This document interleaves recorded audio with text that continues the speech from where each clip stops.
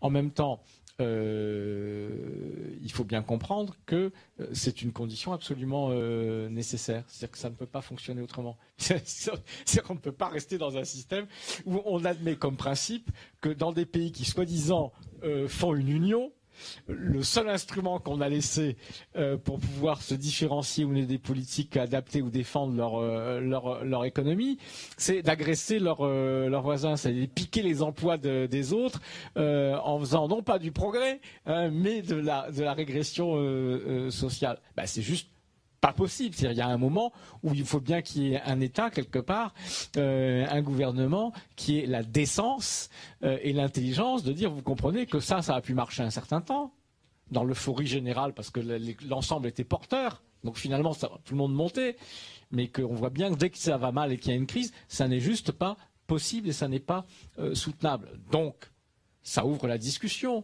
D'accord, on ne va pas forcément demander que du jour au lendemain, les Roumains soient payés autant que les Français. Mais ce n'est pas ça l'harmonisation fiscale et sociale. Ce qui compte, c'est la direction.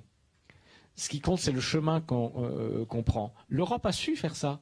On a intégré des États comme l'Espagne, le Portugal à une époque où il fallait faire de l'harmonisation. Comment ça s'est fait? On n'a absolument pas imposé une norme à tout le monde, etc. Comment on a fait? Eh bien, on a fait de la solidarité financière. On dit, on accepte ces gens qui, en quelque sorte, vont nous faire une concurrence déloyale par certains égards, mais les pauvres, il faut bien qu'ils soient compétitifs. Ils vont être dans un marché commun de libre-échange avec nous. Bon, mais on fait l'effort de solidarité financière massif nécessaire pour que ces pays puissent rattraper très très rapidement le niveau de développement, d'infrastructures, etc. Et ça a marché. Et ça a marché. On ne l'a pas fait avec les pays d'Europe de l'Est. Voilà. Quand on a fait l'élargissement sans approfondissement, on n'a pas fait un effort à cette hauteur-là, en disant très précisément, comme l'expliquait Bolkenstein, qui s'occupait justement de ces questions de concurrence, et dire mais il n'y a pas besoin de les aider davantage, puisque eux, ils ont l'arme de la fiscalité et des charges sociales et des salaires plus bas pour se défendre. Donc c'était cynique et c'était délibérément pensé comme cela.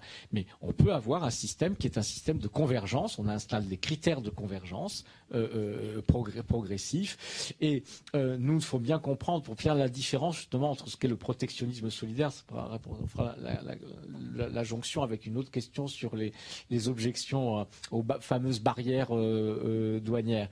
Ce qu'on entend par protectionnisme solidaire, déjà au niveau européen. Le protectionnisme solidaire, justement, c'est solidaire. C'est pas nous qu'on protège. C'est pas la France qu'on protège dans un protectionnisme solidaire. Moi, j'avais appelé ça, avant qu'on l'appelle comme ça, le protectionnisme internationaliste, pour le distinguer justement du protectionnisme national. C'est un ensemble de nations qui décident ensemble de se protéger. Elles se protègent contre quoi?